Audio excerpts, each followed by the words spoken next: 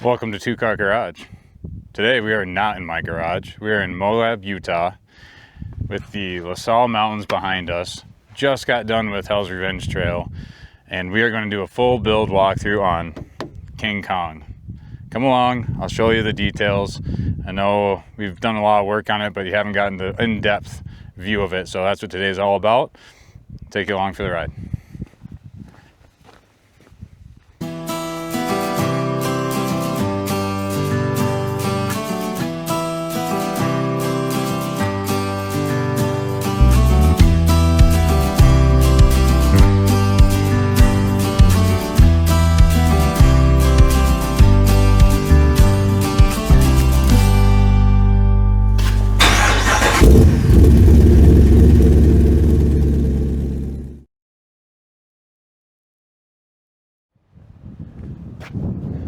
All right, we're gonna start up front here with the front bumper. We got an ADD Addictive Desert Designs front bumper, high clearance, tucks up real high, has a light bar integrated, and of course the winch mount. We got a Warren Xeon 10S. I've ran 3 of these Warren winches now, and they're excellent. Never had any issues. Baja Designs LP6 is up front. The amber is really nice at night. And then a 20-inch Baja Designs that tucks in to the front bumper as well. Along the side, fender looks stock, but as you saw in one of my videos when we did a fender gut, I took the liners, removed them, put in a Rebel aluminum cutout inner fender, and then just left the fender. The fender's looking whole, so they're not chopped. They look like a stock fender. I've got the slightest amount of rubbing just on the inside of the tire here, but I might trim that with a razor blade and call it good. Otherwise, you know, fancy, cute little Rubicon sticker. It's not the traditional red, it's actually a silver. I think it's subtle, but it has a nice little contrast and it looks good with the silver rings on the bead locks. Otherwise, on the front of the Jeep, it's pretty much stock. It came with the LED package. We got a JPP, a Jeep Performance badge on the side there. And as we roll around to the side, I'm going to attempt to do as much of this with you guys in kind of one shot. I don't do a bunch of editing. Well, I try to edit, but I'm not that good at it. And this just gives you a raw, uncut, unfiltered version of what this Jeep is, what this channel's about, what I'm about. Not much to hide here. This is all just being put together to kind of share an experience with everyone. So I hope you enjoy. On the side, I've got a Rock Slide Engineering slider. It's their Gen 2. So it initially had a pneumatic strut that helped assist the motor, bring them in and out. Apparently in cold weather climates, Minnesota is, some of those struts would put strain on the motor. So you swap them out to a spring like they have on the Gen 3s. So I did that. They work really well. I have them turned off today so they don't go down when I'm over a rock or bang into a rock when I don't want them to, the steps to, and ruin them. Additionally, I added this skid plate, this extra layer on the outside. It's another piece of steel that gets laid over, riveted in, and then bolted underneath. That gets put on. That's supposed to be added protection for, you know, going off-road and banging them up. I haven't really hit them too hard yet. Doesn't mean I won't. I've certainly used my sliders in the past. 40s give me a little more clearance on stuff, but we'll see how they hold up. A little detail is this 3D printed American flag design. I think it's 3W Designs. Just a nice little cover for the lock. It's small. And then the last thing on the side here that's really any different is these little mirror, convex mirror deals.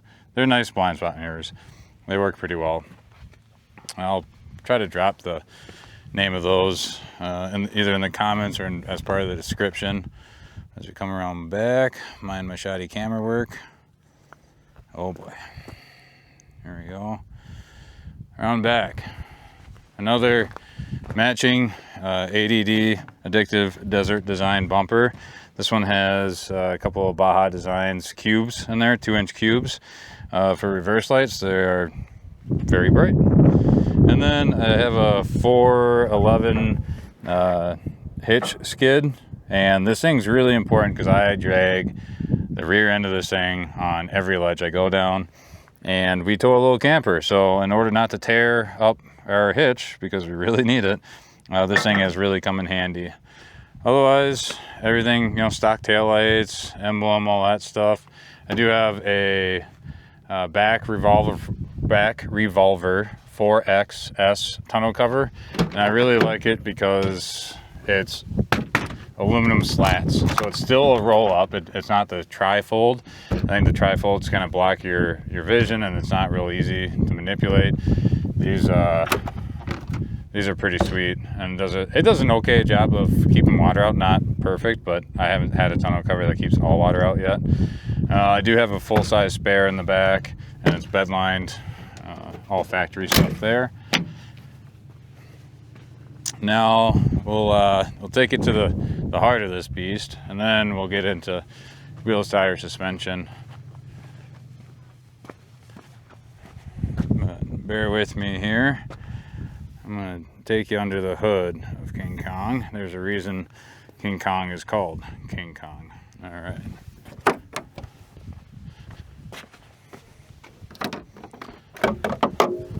So, ooh, it's still toasty under there. Let's get you real in there. Get cozy. All right, I think everyone's got a good view there. All right, what we have here is, it looks like it says 6.4 liter Hemi, and it does, but it's actually a 448 7.3 liter Hemi conversion. So this initially started life as a 392. Ruby Trucks had a little, I don't know, collaboration with Petty's Garage out of North Carolina, and they started taking these 392 packages from America's Most Wanted, sending it to Petty's Garage. Petty's Garage would then do a 448 stroker kit and then send them back to Ruby Trucks, and then Ruby Trucks would install them in the Jeep. So this is indeed a 7.3 liter 448 cubic inch Hemi. This is the reason why it's called King Kong, because if I believe Ford has what they call the not Terminator. What I meant, Terminator's 0304 Cobra, but they have, help me here, Godzilla, the Godzilla motor. That happens to be a 7.3 liter 445 little guy cubic inch motor. Well, what's Godzilla's natural enemy?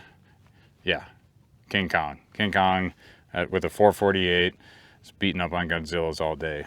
So there you go. That's the motor swap from AMW. It's backed by a 8 HP 75 out of a Ram truck, and then a AMW adapter plate to a transfer, the stock Rubicon 4-to-1 transfer case. All right.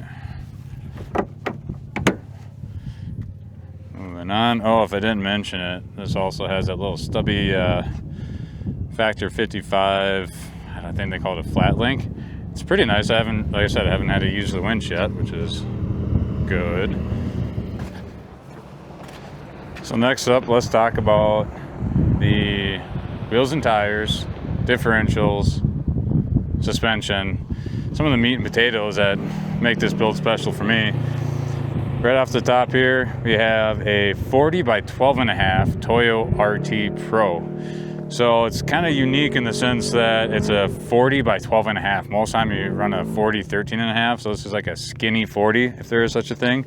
I'm really happy with them. Tracks down the road nice, a little lighter weight, and it's a new tire from Toyo. And I'm not sponsored or anything. I'm just telling you that I really like this tire so far. It has not been loud on the road.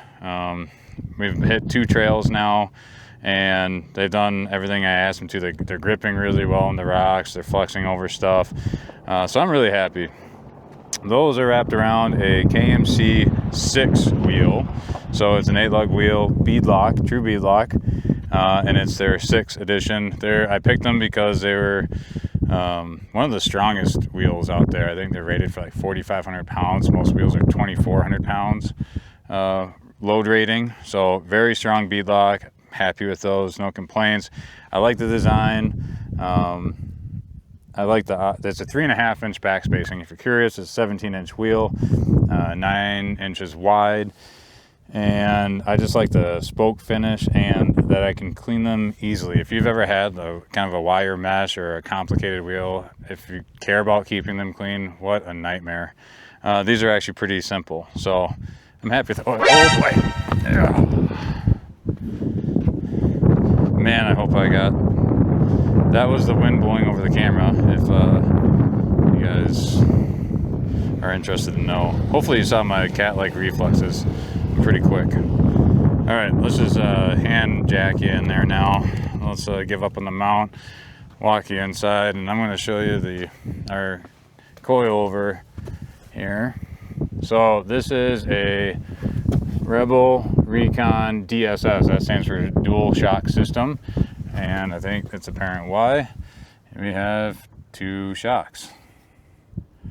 So coilover, King coilover, 2.5 reservoir adjustable. And then this is a King 2.5 piggyback reservoir. That's obviously very adjustable as well. You can adjust rebound and compression in 3 different zones there. And then this has the quick adjuster on this piggyback. All right, along the side while we're here, also has an Evo long arm kit. So this is a big part of what Zeus helped me out with, is really getting these brackets dialed in, welded in, super strong. You see front and rear long arms. It looks like I got my first little baby hit there. They're doing their job, holding up. Very happy with the ride, very comfortable with the long arm suspension. And back, it is a King 2.5 reservoir shock with the fast adjuster on top. I've been playing with that quite a bit between towing and off-road the last couple of days. It's been nice having that adjustability.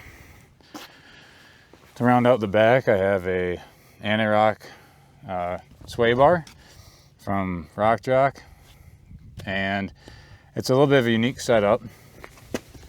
I am using let's see if I can get in here. This, if you can barely make it out, it's actually an R-Tech bracket.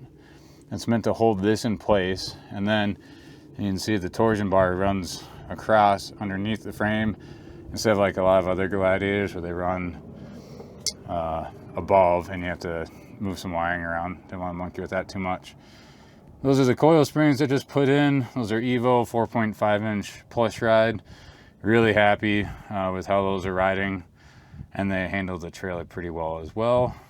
Tim's little custom fab bump stops, they're doing exactly what I need them to do for now. I know there's probably going to be some comments about having all that suspension and not getting pneumatic bumps. I hear you, but time and money, and we ran out of both. So that's working for now, and it's doing great for crawling. This is a Rebel off-road track bar. Nothing too fancy there, just a track bar. All right, let's get up to that front suspension and talk differentials and steering. Oh, that's worth mentioning. Fender liners. Yeah, you guys saw that video. Stock liners, stock fenders, gutted, and there's the liners. Underneath, we have a Yeti Steer Smarts track bar and drag link. That's been holding up really well. Steering's really nice and straight down the road.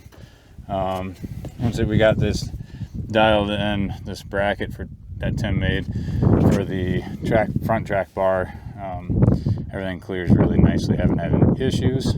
Just a simple steering stabilizer for now.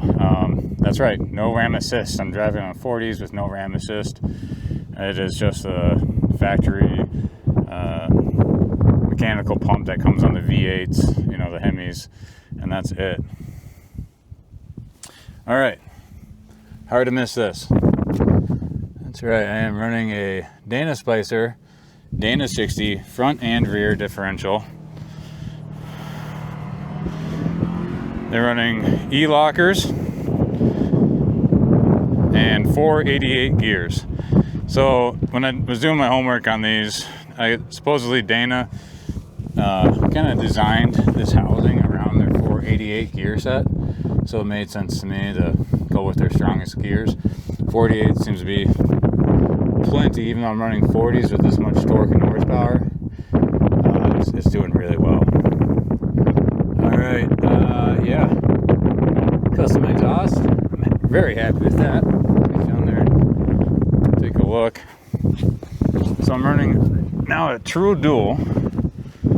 It starts, they're normally wide together, and it comes into a single muffler that has an integrated X pipe, and then comes back out and splits. There's our custom cut drive shaft. Those are the skid plate came from Rockhard 4x4, and then with the long arms we couldn't find a skid plate that would work with long arms. A Hemi swap, I couldn't get one anywhere until I made a call to Next Venture, and those guys took care of me. They figured out, they have some, I think these are new skids coming out, but this is working with a V8 swap, long arms, and the 8 HP 75. So Tyler, on their sales guys, we got together on Saturday on my drive down from Minnesota, and in a parking lot helped me install that skid plate. Pretty awesome. So there you go. There's the wheels, tires, suspension, and let's go inside next. All right, as you can see, we are quasi living out of this thing. It is not clean, not a show rig. Yeah, dogs back there. We got all our stuff everywhere. But let's talk about the small differences that are in here. It's not too much. I do have a Hot Heads headliner. It does a pretty good job with insulation, heat, and road noise. But it's double stick tape, and once in a while I can hear the tape sticking and unsticking. I need to redo that. It kind of bugs me. Also, it's painted, the top's painted black. And I think that looks really slick with a black interior. Next, here's this was with it when I picked it up, but it had the different dash inlay. It's a carbon fiber, all nice and dusty from some Moab sand. But it does look pretty cool. I mean, it is a 650 horsepower, 448 cubic inch Hemi Jeep, so why not? Other than that, some floor liners, all pretty much stock. I will show you the back. I did make, this is just a homebrew, I did a seat delete. There you go, under the dog bed here. So this is just storage underneath, and a nice flat spot for the dog delay. Some bags hanging off the rear seat that are just used as cup holders pretty much. And that's pretty much it. Oh, I do have a cool thing that I haven't even gotten to use yet because we haven't aired up. But first, I'll talk about our mounts. Those are bullet mounts, bullet point mounts. So it just uses a ball, screws into that, and then you just hook your accessorize. Let's take you to the other side real quick and show you.